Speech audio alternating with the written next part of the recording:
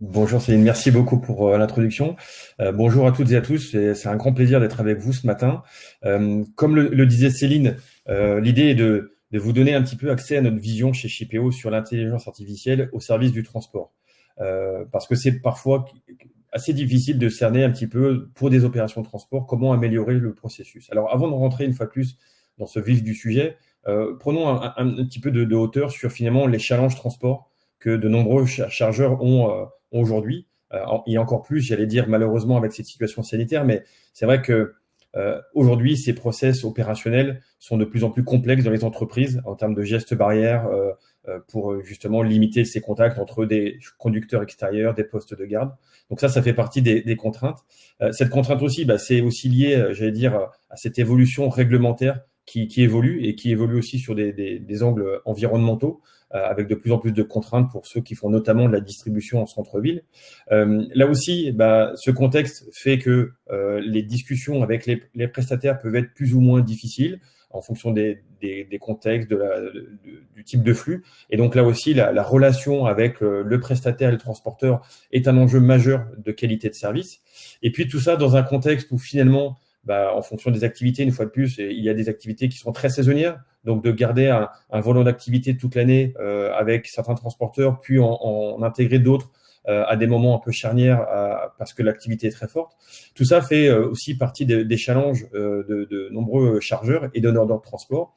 Et tout ça aussi dans une volonté de mieux collaborer, puisque la relation transporteur-chargeur, c'est aussi une relation de confiance, une relation de collaboration, et donc de trouver, j'allais dire, des indicateurs objectifs de mesure de la performance. Et ça va faire le lien avec ce qu'on va vous montrer tout à l'heure sur l'ETA et la ponctualité. Et voilà. Et donc tout ça, vous l'avez compris une fois de plus, dans un contexte qui peut être mouvant, de désorganisation des plans de transport. Je pense notamment à certains de nos clients dans tout ce qui est restauration hors foyer, qui malheureusement, avec de nombreux restaurants fermés, doivent réorganiser leur plan de transport régulièrement. Donc ils doivent aussi avoir une vision un peu plus claire sur leurs opérations. Et bien sûr, ça fait le lien avec le premier point que j'évoquais tout à l'heure, arriver à aller vers de la dématérialisation le plus possible pour limiter l'échange de documents et l'échange de papier. Donc voilà, donc beaucoup de difficultés et de contraintes pour les chargeurs. Et bien évidemment, au cœur de tout ça, il y a la qualité de service, il y a la ponctualité et donc le TA. Voilà. Donc, comme excusez-moi, j'ai cliqué un peu trop vite. Hop, je vais revenir en arrière. Donc, pour illustrer un petit peu notre vision chez Shipeo, qui est celle de finalement passer d'une supply chain réactive à une supply chain automatisée, trois étapes qu'on va décrire un petit peu sous un angle plutôt technologique et de gestion de la data. Mais comme vous l'avez compris, le sujet de l'intelligence artificielle, c'est aussi basé sur de la donnée et de la donnée qu'il faut collecter, et en particulier la donnée transport. Une fois que cette donnée est présente et récupérée, c'est comment l'enrichir, l'analyser pour aller vers la prédiction que je vais détailler par la suite. Et finalement, c'est ce qu'on souhaite tous, d'arriver à des processus les plus automatisés possibles pour être plus productif et plus performant dans ces opérations. Et je vais vous donner quelques exemples très concrets, et notamment avec les cas de deux de nos clients. Alors, si on revient un petit peu maintenant sur le processus Shipeo, qui est un processus, une fois de plus, en 6 étapes, mais qui finalement rejoignent ce qu'on a vu préalablement et que je vais détailler par la suite. Mais bien sûr, collecter la data et connecter les différents systèmes, c'est un enjeu. Et c'est là où Shipeo apporte de la valeur, puisque faire de l'intelligence artificielle ou du machine learning, que je vais une fois plus détailler, il y a besoin de data. Et donc, il faut aller la chercher, et on va vous montrer comment Shipeo la récupère. Pour la récupérer, il y a aussi une phase de d'onboarding, comme on le dit chez Shipeo, qui va être de finalement gérer cet écosystème très large, puisque je veux dire, la valeur ajoutée, une fois de plus, que l'on a, c'est d'être en capacité de gérer des panels de transporteurs très larges. Shipeo a plus de 70 clients dans différents secteurs et des grands comptes. Et donc, on a des chargeurs, des clients qui vont avoir une centaine, voire 500 transporteurs avec des systèmes très différents, des modes de fonctionnement très différents. Et donc, il faut être en capacité d'intégrer cette donnée. Et puis, cette anticipation, ça va être le cœur un peu de la deuxième partie sur comment finalement on aide nos clients chargeurs, voire même nos clients 3 et 4 PL, d'arriver à mieux anticiper les aléas, puisque c'est vraiment là où se crée la valeur de l'intelligence artificielle pour optimiser les opérations de transport. Et puis, finalement, cette donnée cette donnée liée à l'IA et au machine learning sur l'ETA et sur la prédiction. L'intérêt, c'est de la partager et de pas la garder au simple fait du chargeur ou du donneur d'ordre. C'est aussi d'améliorer les opérations sur toute la chaîne logistique et donc de trouver des moyens de communiquer efficacement aux destinataires, que ce soit un destinataire dans un magasin, que ce soit un destinataire sur un chantier ou dans une usine. Voilà, c'est comment Shipeo a créé aussi des différents modes de communication pour partager cette intelligence artificielle. Et puis l'amélioration, c'est finalement un peu tous les KPI qui peuvent aider un node de transport d'améliorer ses processus sur la donnée a posteriori. Alors, je vais revenir un petit peu plus dans le détail pour que ça soit beaucoup plus clair pour ceux qui ne nous connaissent pas, mais Shipeo, on est une plateforme interopérable et multimodale. Alors, quand je dis multimodal, c'est vrai qu'on va parler beaucoup d'ETA sur le transport routier, mais on fait également du tracking maritime avec la récupération de position de bateau, mais aussi de statut de conteneur qui peut permettre à un client d'avoir une vision sur tous ces flux d'approvisionnement, notamment sur les flux imports. Et si on se concentre un peu plus sur le transport routier, on va se connecter à la fois à la télématique des transporteurs, l'ordinateur de bord, mais également à leur TMS, où on récupère à la fois les points de geofencing des camions et sur d'autres éléments comme par exemple la POD, la Proof of Delivery. Et on a aussi une application mobile qui permet de faire le job de géolocalisation du conducteur. Puisqu'une fois de plus, je ne l'ai peut-être pas dit en amont, Shipeo est leader européen de la visibilité de transport en temps réel. Et j'insiste bien sur le temps réel, et c'est pour ça que le fait de se connecter au système embarqué du camion permet de le géolocaliser et donc de savoir à chaque fois où il est et donc de calculer cette prédiction, mais que je vais détailler une fois plus par la suite. Et puis, on a également une façon de récupérer d'autres données de transport, que ce soit sur du parcel, avec de la remontée d'événements, sur du déchargement partiel, voire même de l'IoT dans certains cas. Donc ça, c'est Shipeo, plateforme multimodale. Et j'allais dire Shipeo, plateforme interopérable, puisque vous l'avez compris, notre savoir-faire, notre valeur ajoutée, c'est d'être agrégateur de données. Et une fois qu'on a collecté toutes ces données, vous le voyez à travers ce slide-là, qui est vraiment multisource. Donc, on a des interfaces standards avec bon nombre d'éditeurs de télématique. On a plus de 700 éditeurs de télématique ou de TMS connectés en standard avec Shipeo. On a également plus de 140 000 transporteurs connectés à Shipeo à travers l'Europe. Alors, on n'a pas décrit Shipeo, mais on est une entreprise française créée il y a 6 ans. On est aujourd'hui 170 collaborateurs. On est présent, on a des bureaux dans plusieurs pays européens et on traque aujourd'hui des flux transport dans tous les pays européens, voire même plus d'une soixantaine de pays en dehors de l'Europe pour nos clients qui nous ont fait confiance. Donc voilà, donc c'est à travers finalement ce socle technique d'intégration et d'interopérabilité de la donnée qui nous a permis de gérer des dossiers complexes. Et dans les dossiers complexes, celle de l'intelligence artificielle au service du calcul de l'ETA en fait partie et c'est le cœur de la deuxième partie. Alors, juste avant de rentrer dans le détail de comment on calcule un ETA, un élément qui nous paraissait aussi intéressant de partager avec vous, c'est que dans les challenges du tracking en temps réel, c'est la qualité du tracking. Et souvent, c'est un des sujets de discussion avec nos clients et nos prospects sur j'ai un écosystème comme je l'ai dit tout à l'heure, de plusieurs centaines de transporteurs, voire des milliers de transporteurs. Et c'est vrai que la difficulté, c'est d'animer ces transporteurs dans le bon respect des process d'appairage de camions, d'ouverture de flux, des sujets un peu techniques, mais qui finalement, vous l'avez compris, est quand même le cœur du sujet. C'est sans données, une fois de plus, sans la capacité de collecter et de connecter les acteurs, difficile de calculer un ETA.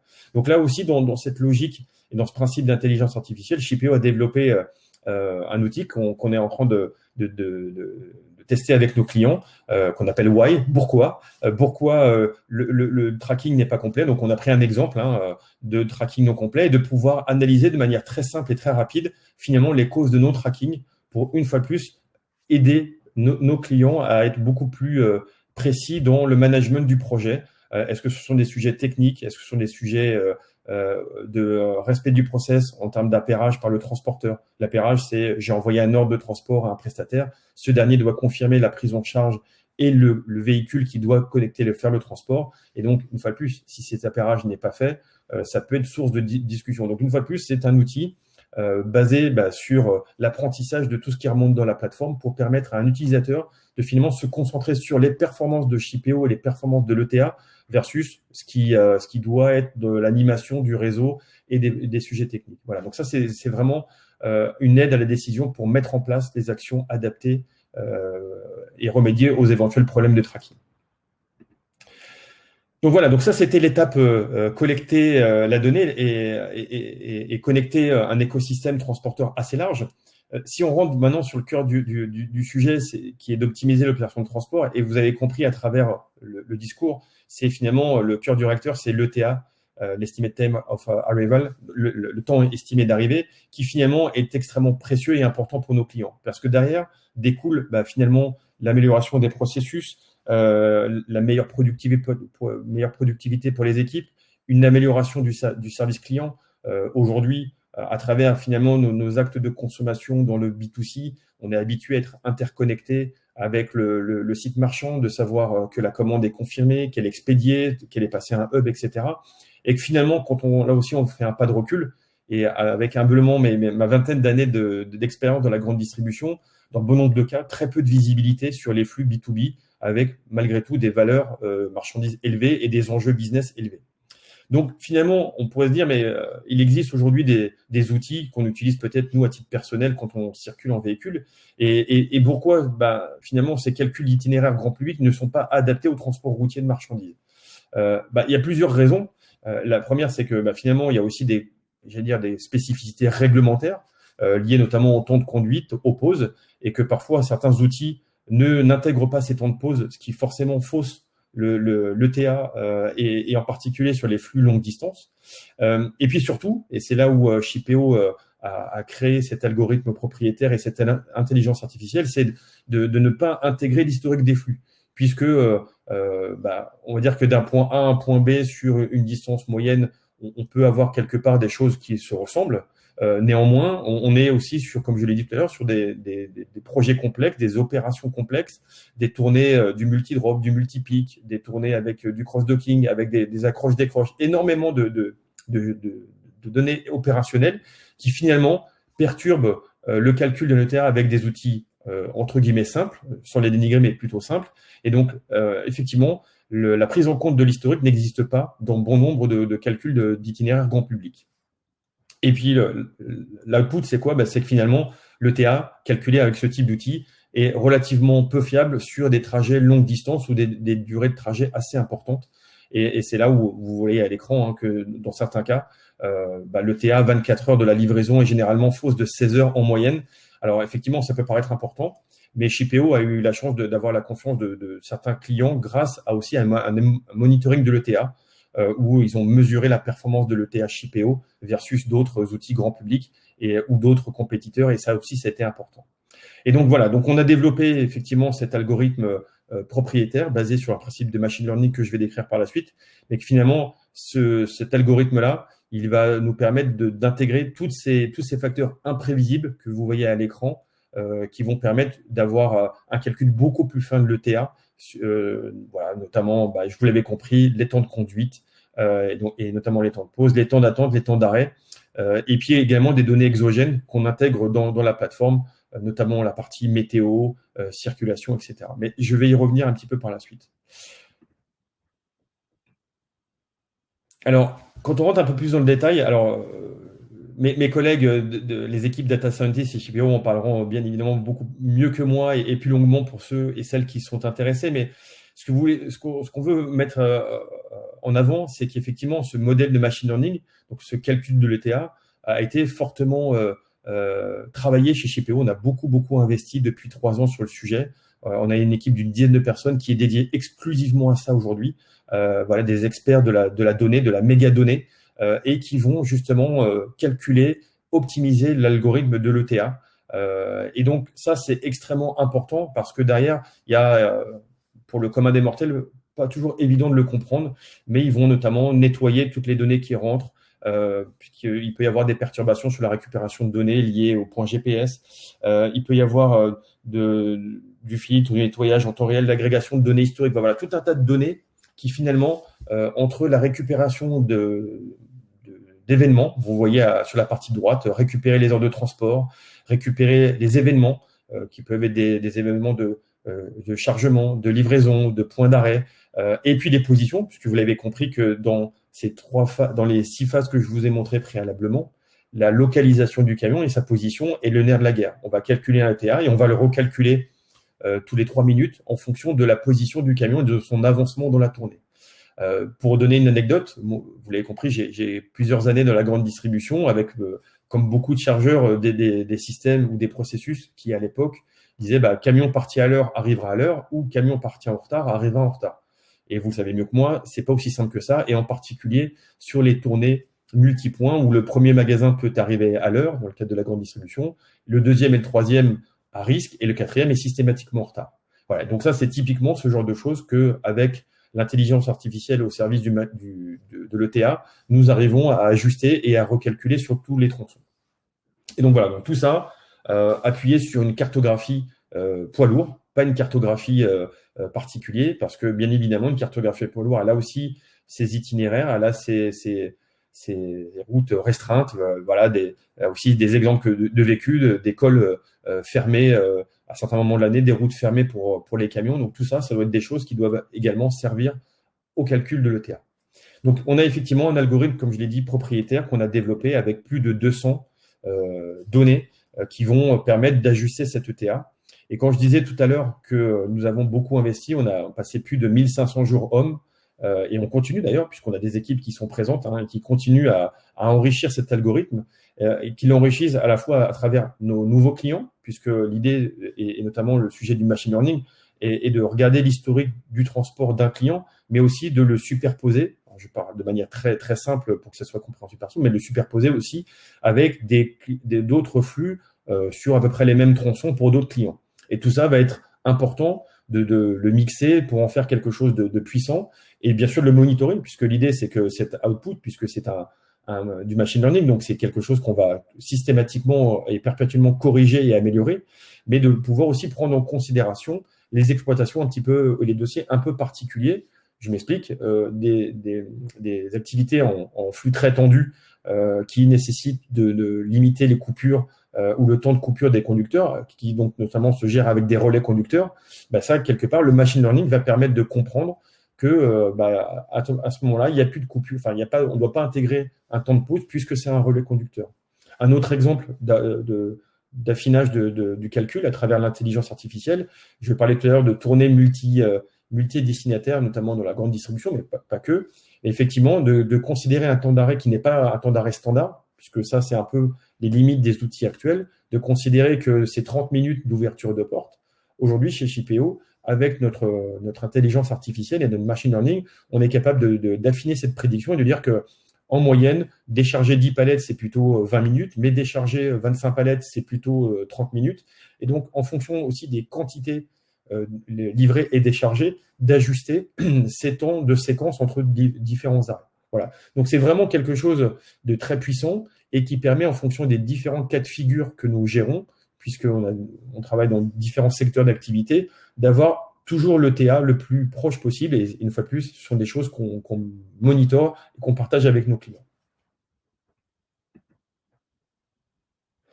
Alors, comme je l'ai dit tout à l'heure, une fois que cette étape de collecte et de connexion de la donnée est faite, bien évidemment, l'idée, c'est d'automatiser les opérations. Et comment automatiser les opérations? Vous voyez à l'écran, j'allais dire, la homepage de Shipeo sur finalement une sorte de tour de contrôle. C'est d'arriver finalement à communiquer l'éventuel retard bien sûr aux clients chargeurs, mais aussi aux destinataires. Et donc, vous voyez à l'écran, on a un système de code couleur où vous pouvez vite comprendre qu'en rouge, le retard est en train d'arriver. En vert, c'est on time. Et on a aussi développé tout un tas de notifications. Donc, c'est très customisable.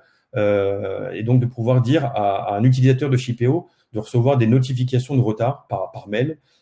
Typiquement, de dire, parce qu'on n'est pas toujours connecté sur la plateforme, mais on a des gens qui veulent recevoir les notifications quand le camion part du site.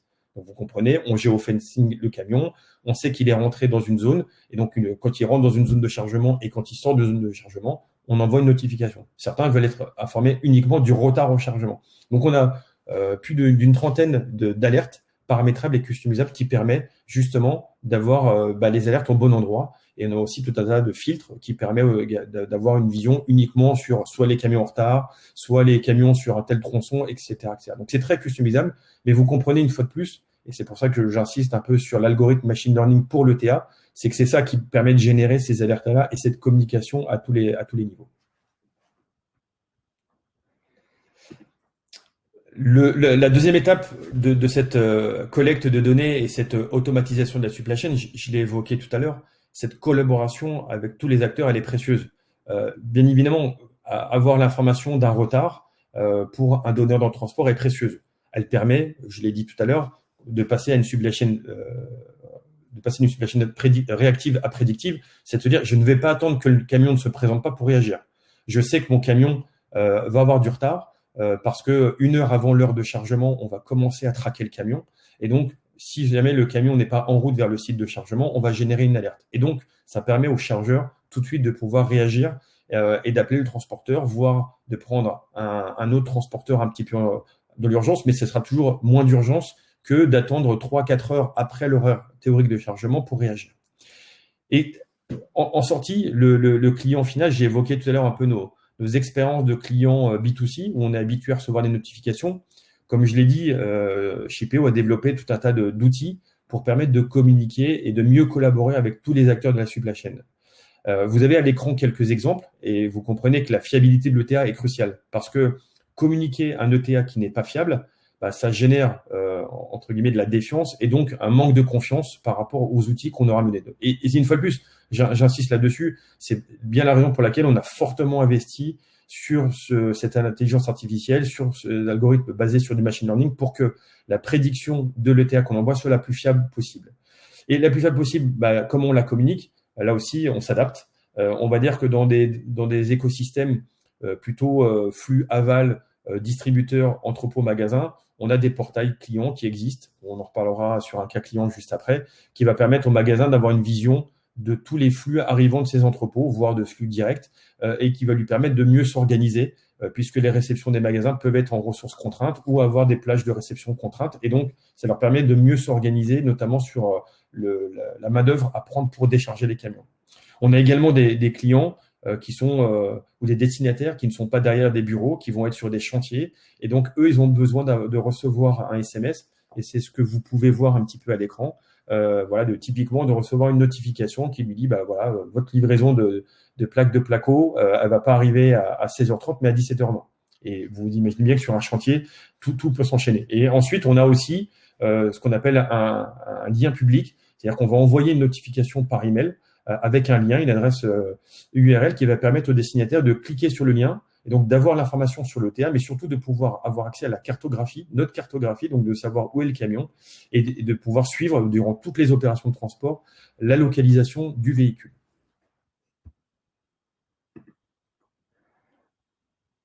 Donc voilà, à travers ce que je vous ai montré, une fois plus, l'intelligence artificielle au service de l'ETA, vous comprenez que c'est extrêmement précieux, c'est complexe parce que une fois plus, elle intègre énormément de données, des données internes et propres à l'historique de la tournée, des données externes, je l'ai dit tout à l'heure, la météo, la circulation routière, la réduction de la vitesse, etc., etc. Et tout ça doit permettre, une fois plus, d'avoir une fiabilité d'ETA la plus forte possible pour que derrière, le destinataire ait une information la plus précise et puisse s'organiser en conséquence. Alors, je vais partager avec vous 2 expériences clients qui sont assez différentes. Leroy Merlin, qui est, comme vous le savez tous, le leader européen du bricolage. On a déployé Shipeo sur les flux aval dans un premier temps. Et l'enjeu de l'époque, c'était cette absence de visiter sur les livraisons, déjà par les équipes transport elles-mêmes et bien sûr par les magasins qui, entre guillemets, subissaient ces retards-là et qui passaient énormément de temps à passer des coups de fil aux entrepôts, aux services clients pour savoir où était le camion. Donc, ça crée forcément, vous le comprenez, de l'insatisfaction à tous les niveaux et finalement, une mauvaise relation entre les acteurs. Donc, même si c'était de l'interne, finalement, une surcharge administrative assez importante puisque beaucoup d'appels entrants, beaucoup d'appels sortants. Et donc, en mettant en place Shipeo, en objectivant finalement cette ponctualité, parce que vous l'avez compris, basée sur du géofencing. Donc, c'est pas du déclaratif transporteur, c'est pas du déclaratif de la réception. C'est mon camion est arrivé dans le magasin, il est géolocalisé, il rentre dans une zone, il est considéré en livraison. Je ne rentre pas dans le détail, mais on est même capable de rentrer vraiment sur un niveau de micro-géofencing très fin. Donc, de ne pas faire que du circulaire autour d'un magasin, d'être beaucoup plus précis, notamment sur les zones logistiques un peu denses, où je pense que certains autour de l'ordinateur ont déjà vécu ça, où le conducteur est en pause, donc il est en face de l'entrepôt, mais il n'est pas en livraison. Donc voilà, tout ça pour dire que finalement, le Romain, ça leur a permis, d'augmenter la ponctualité, puisqu'ils l'ont mesuré de manière réelle, et donc ils se sont rendus compte qu'ils avaient pas mal de défaillances, et notamment des défaillances sur la prise de poste. C'est-à-dire que dès le début de la prise de poste, il y avait des retards, et donc c'est un peu comme malheureusement chez le médecin, parfois le premier rendez-vous en retard génère en cascade d'autres retards. Donc ça a permis de sécuriser ces prises de poste. 2, ça a permis de mieux manager et collaborer avec les transporteurs. Donc d'arriver même avec un cercle vertueux de partage sur les KPI, puisque je ne l'ai pas dit, tous les données, les KPI qui sont extraits de Shipeo, elles sont aussi partagées avec les transporteurs et gratuits. C'est un service qui est gratuit pour les transporteurs. Quand un chargeur nous mandate ou démarre un projet avec nous, bien sûr, on ne fait pas payer ce service aux transporteurs. Ils sont clés, on a besoin de récupérer l'information, mais on les intègre dans un acteur majeur de la collaboration puisqu'on partage avec eux les KPI. Et tout ça fait que finalement, ça a amélioré la performance, la ponctualité, ça a amélioré le management des prestataires et ça a permis naturellement de baisser de 25% les appels des magasins vers l'entrepôt, puisque naturellement, moins de retard et aussi un accès directement à l'information de l'ETA à travers le portail client qui a été diminué. Et forcément, moins de litiges, parce que en ayant un suivi des temps réels, en cas d'avarie, en cas de problème, etc., ça permet parce qu'on parle de tracking en temps réel, mais aussi quelque part de tracing, d'être en capacité de retrouver un itinéraire historique, de voir s'il y a eu un arrêt à un endroit qui n'était pas le bon, et donc de pouvoir éventuellement mener plus d'investigations. Donc voilà, donc ça c'est le cas le Romain qui est très intéressant et qui est pour nous très positif. Ils ont même été jusqu'à logotiser des remorques avec Shipeo. Donc voilà, on a une très belle collaboration avec eux et c'est vraiment un projet qu'on aime mettre en avant. Le deuxième cas client que je souhaitais partager avec vous, c'est Faurecia. Donc là, on est dans l'industrie automobile. On est sur un des leaders de la fabrication de sièges automobiles. Donc, on sait tous que l'industrie automobile est sur des délais très très tendus en termes de production. Et donc, c'est aussi des flux qui sont des flux intercontinentaux, longue distance, etc., et avec un écosystème de transporteurs très large. Et en l'occurrence, Faurecia a plus de 180 transporteurs. Et donc, comme je le disais tout à l'heure, la force de Shipeo, ça a été de cette capacité à se connecter à un écosystème très large de transporteurs, mais aussi très complexe d'un point de vue système d'information, avec plus de 40 connexions API faites, j'allais dire, sur mesure, donc pour s'adapter également au système des transporteurs. Et donc, ça nous permet de traquer 17 000 heures de transport par mois. Et donc, on a plus de 40 utilisateurs chez Faurecia qui suivent au quotidien ce temps réel, cette ETA, que vous avez compris, calculé basé sur notre algorithme propriétaire. Voilà. Et donc, les résultats, finalement, dans une meilleure anticipation, une fois de plus, et donc pour limiter des temps d'attente des conducteurs, ça permet aussi de mieux monitorer les performances, puisque dans les KPI, au-delà de la ponctualité, on va aussi mesurer les temps moyens de chargement, les temps moyens de déchargement et de pouvoir les corriger à travers ces données.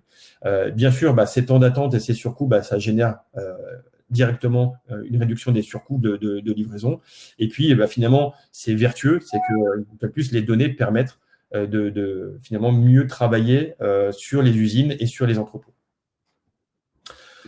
Voilà un peu 2 cas clients qu'on voulait partager avec vous. Et pour, j'allais dire, conclure cette présentation et laisser la place aux questions, c'est un petit dessin un peu futuriste, mais finalement, on est dedans aujourd'hui. C'est que, vous le voyez, on parle beaucoup de sujets de big data, d'intelligence artificielle.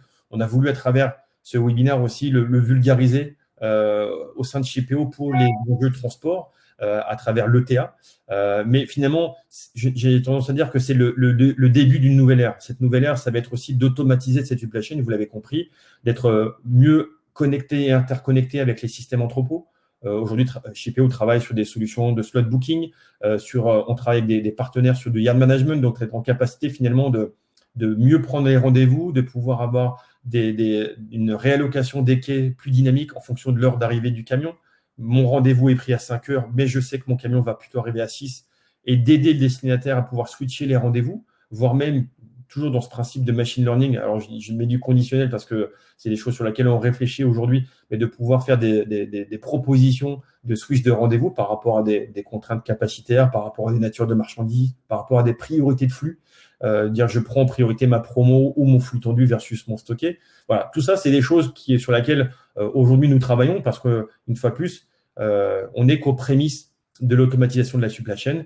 La visibilité en temps réel est vraiment le cœur du réacteur. Et tout ça fait que l'expérience client, in fine, la communication que l'on fait à nos clients, elle est précieuse. Et c'est pour ça qu'on veut être au rendez-vous de ces sujets-là et être en capacité, une fois de plus, de continuer à améliorer les processus transport et logistique.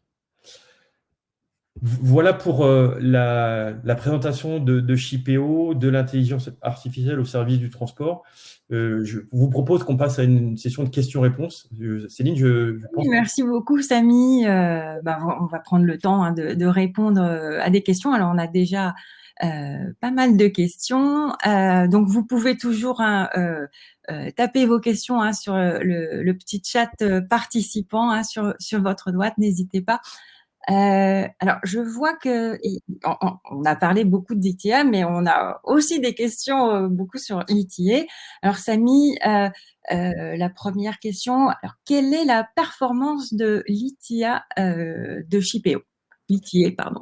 Et alors, aujourd'hui, on est précis à 95%, à 12 heures à l'avance. C'est-à-dire qu'une fois de plus, sur des trajets très longue distance, à travers Forestia, mais d'autres, on a des flux qui peuvent partir, par exemple, du Portugal pour aller jusqu'en Allemagne. Donc, sur des trajets de longue distance, 12 heures avant l'horaire d'arrivée, on va être fiable à 95%. Parce qu'une fois de plus, il y a tous ces éléments d'historique, de la relation, tous ces éléments. Donc voilà, on affiche 95% de performance sur la qualité de l'ETA. Tu l'avais peut-être un peu abordé tout à l'heure, mais on a encore cette question, peut-être une petite précision, une confirmation. Peut-on calculer l'ETA sur des tournées multidestinataires? Alors, oui, et je vais la préciser effectivement.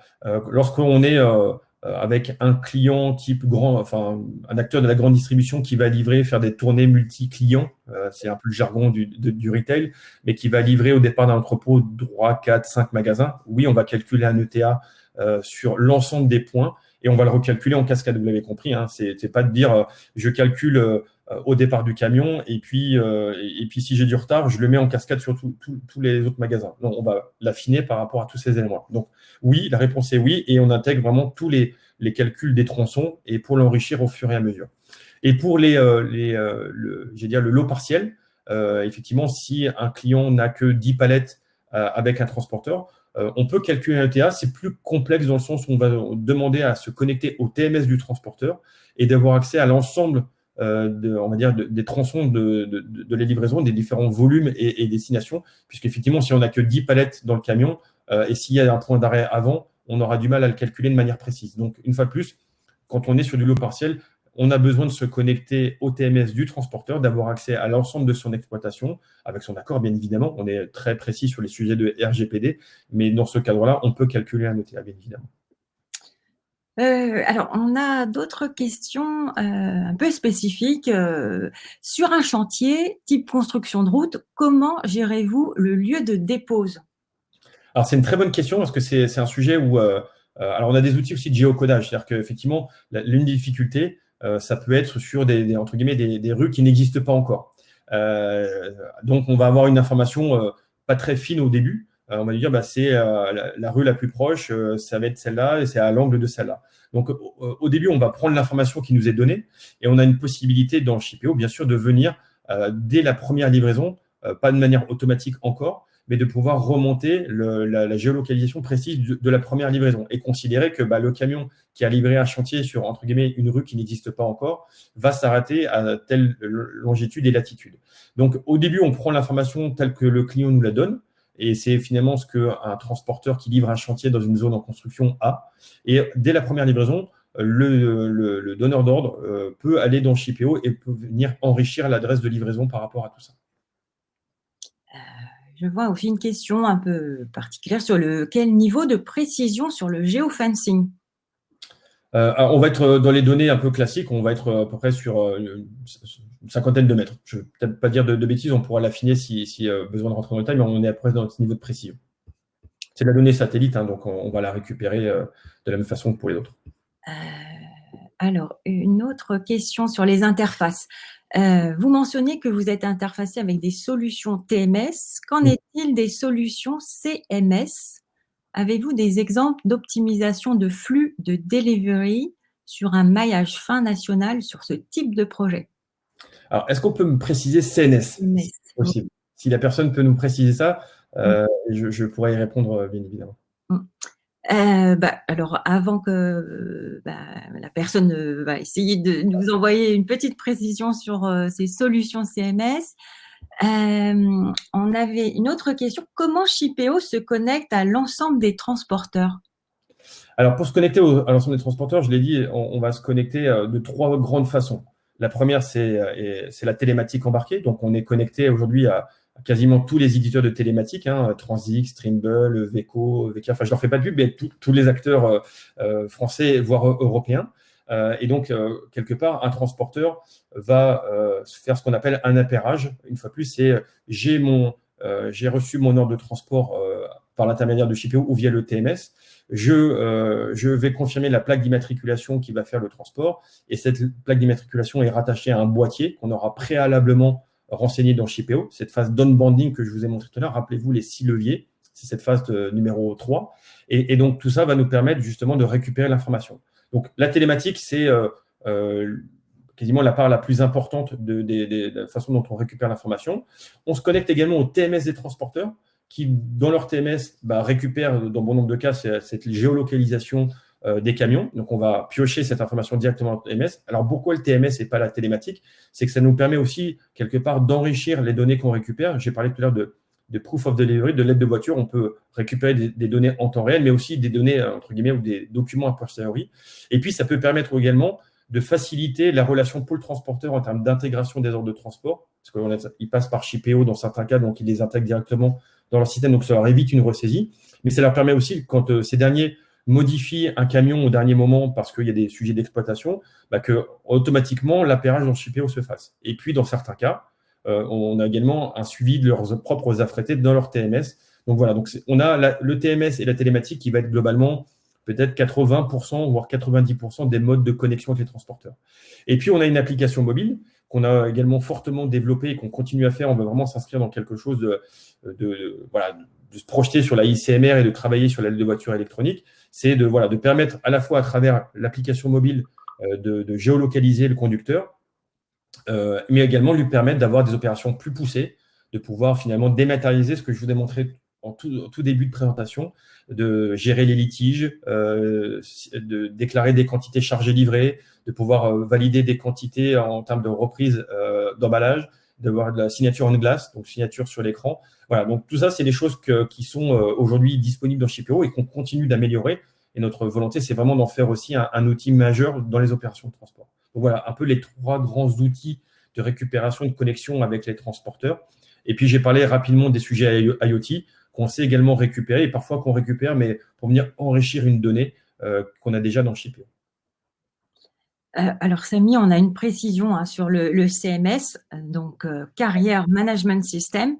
Alors, c'est le portail qui est connecté avec les différents transporteurs et envoie automatiquement les étiquettes de shopping au WMS. Oui, alors, merci. CMS, que j'avais compris, CNS, donc parfait. Alors, aujourd'hui, sur ces outils, on va dire plutôt d'étiquetage, on peut se connecter également de la même façon. Alors, aujourd'hui, Shipeo ne fait pas d'étiquetage, notamment sur les flux de parcelles. On gère du parcelle au sens, on va remonter des événements de chargés livrés, par exemple, et d'autres. Mais aujourd'hui, sur ces outils-là, on peut se connecter pour récupérer une fois de plus une affectation d'un flux origine, destination, transporteur. Et une fois qu'on a ce flux-là, va nous permettre en output de communiquer avec le transporteur. Donc, on fonctionne de la même façon par API, mais en tout cas, Shipeo s'arrête là, si je puis dire. On ne va pas aller jusqu'à l'étiquetage. Voilà. Et on parlait de portail. On a également, parce que j'ai parlé d'output, de connexion avec les transporteurs. En input, On va se connecter avec les TMS des chargeurs dans certains cas, mais on peut également intégrer des fichiers plats lorsqu'ils n'ont pas de TMS et qu'ils font une extraction de leur ERP. Et dans certains cas, ils ont leur propre portail sur laquelle on va venir, une fois plus, récupérer l'information de l'ordre de transport. J'espère répondre à la question, mais si ce n'est pas le cas, n'hésitez pas à nous la compléter et j'aurai plaisir à vous renvoyer une réponse plus complète. Merci Samy. Alors une autre question sur l'incertitude des heures d'arrivée. Selon vous, quelles sont les causes principales par ordre d'importance de l'incertitude des heures d'arrivée? Je vais en donner trois à peu près.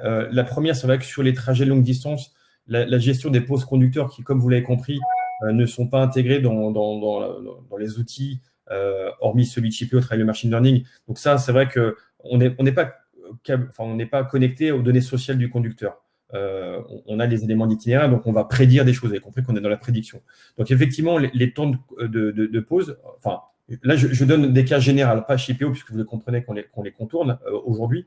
Mais effectivement, le calcul des temps de pause est un élément. Le deuxième, c'est un peu la congestion routière, et notamment sur des zones denses. Et on sait que livrer Paris, je prends Paris sans faire de parisianisme, mais c'est vrai que les vitesses commerciales peuvent être très fortement impactées. Hein. Un jeudi matin, entre 8h et entre 7h et 9h, la vitesse commerciale est divisée par deux.